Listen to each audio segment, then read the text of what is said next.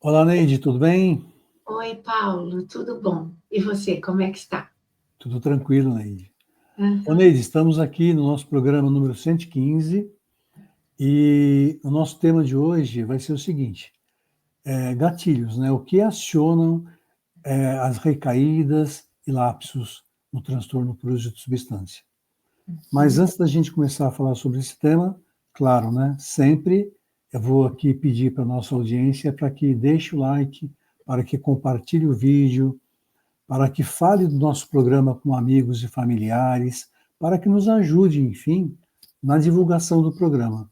É muito importante a ajuda de vocês, como eu sempre falo também aqui, nós não temos patrocínio, somos nós que geramos o nosso tema de cada semana, somos nós que decidimos como vai ser feito o programa. Se você nos ajudar, a sua ajuda será muito bem-vinda, tá bom? Com certeza, a gente conta com cada um de vocês.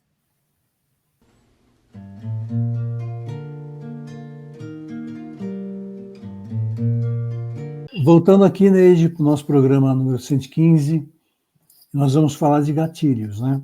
Uhum. Então, Neide, eu gostaria que você falasse um pouco para a gente sobre os gatilhos que eu chamo de gatilhos externos, né? Gatilhos que a gente tem motivações situacionais, né? Coisas que acontecem no dia a dia das pessoas, e os gatilhos internos, né? Os gatilhos que eu falo, costumo falar que são os gatilhos mentais, né? São aquelas coisas que se passam dentro da nossa cabeça e a gente reage a elas.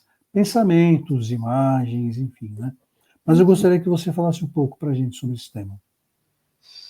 Então, Paulo, eu acho que esse é um tema de relevância no tratamento do TUS. Por quê?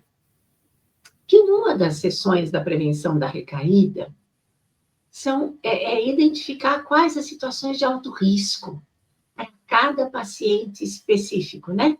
Então, o que é Uhum. risco para um pode não ser risco para outro. Qual que é o objetivo da gente identificar situações de alto risco? É porque a gente se previne.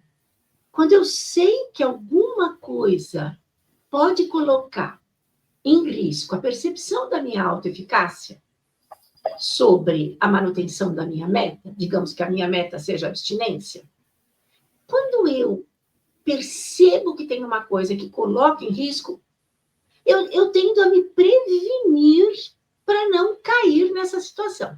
Uhum. Na verdade, nós estamos falando de situações gatilho. O que são situações de alto risco?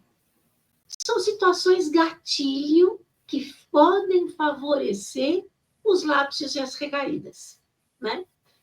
E a gente tem realmente, né, algumas situações de alto risco que são situações externas ao indivíduo.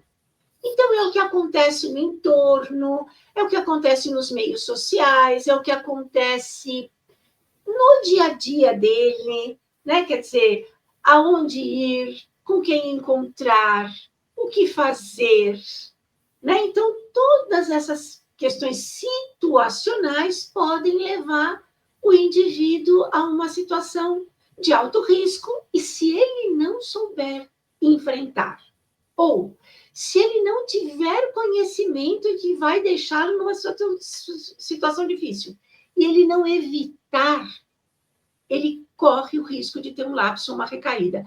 É bom a gente só diferenciar que lapso de recaída, lembrando sempre o nosso espectador, o nosso ouvinte, de que o lapso é uma situação onde existe um consumo, mas o que eu costumo dizer?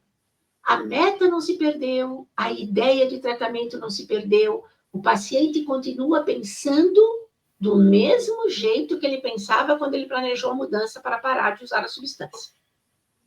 Né? Na verdade, o lapso é uma armadilha que é produzida, né? O paciente deixa de se vigiar, tem uma crença permissiva e recai. E tem o lapso, um uso contínuo. A recaída já não. É um Uso evento pontual, né? O muito lapso. pontual, exatamente. A recaída não. A recaída já há uma mudança no padrão cognitivo do indivíduo.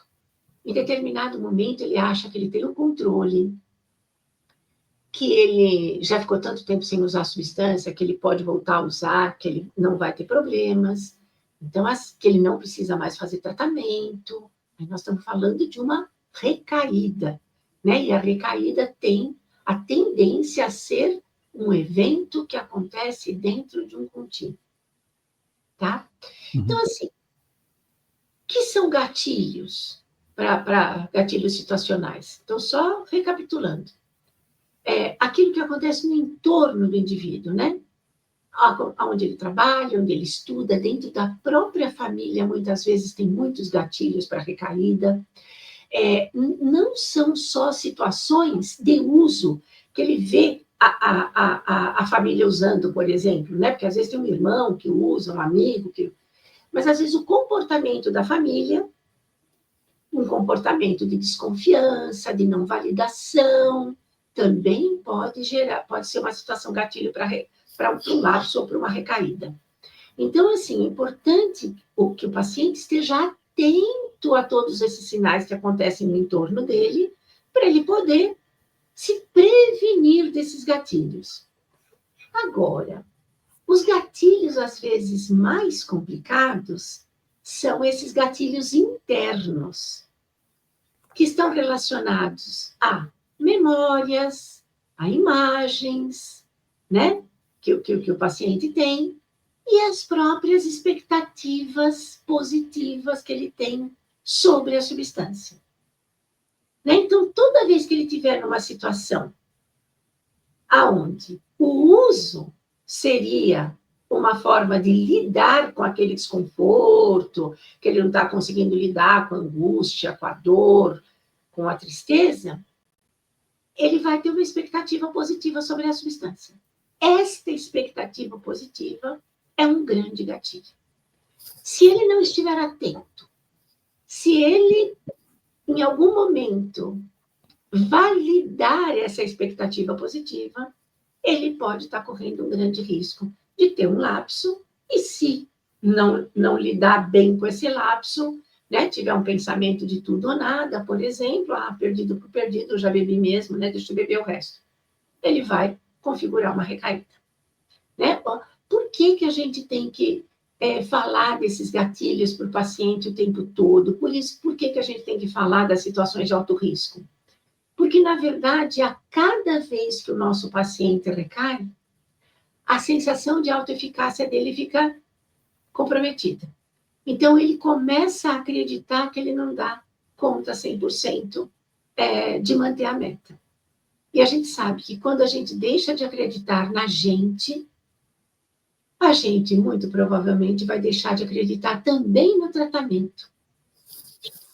E crenças negativas a respeito do nosso desempenho e a respeito do tratamento que a gente faz levam ao afastamento do tratamento, às vezes, muitas vezes, a parada com o uso da medicação que está ajudando no manejo, né? E a uma recaída que muitas vezes, depois da recuperação fica difícil, porque esse paciente está sem rede de apoio. Então, acho que identificar os gatilhos é uma coisa que a gente tem que fazer o tempo todo com o nosso paciente, né? Isso que, em última instância, vai mantê-lo longe da substância. Neide, lembrando aqui que nós estamos falando sobre transtorno por uso de substância, né? Uhum. Mas a identificação de gatilhos serve para qualquer processo de mudança, né? Sim. Então, em qualquer área da vida, se você aprende a identificar os gatilhos que acionam uma recaída de um comportamento inadequado, provavelmente vai te ajudar muito. Uhum, com certeza. Obrigado, Neide. Então, não se esqueça, deixe seu like. Um grande abraço. A gente conta com você. Um grande abraço.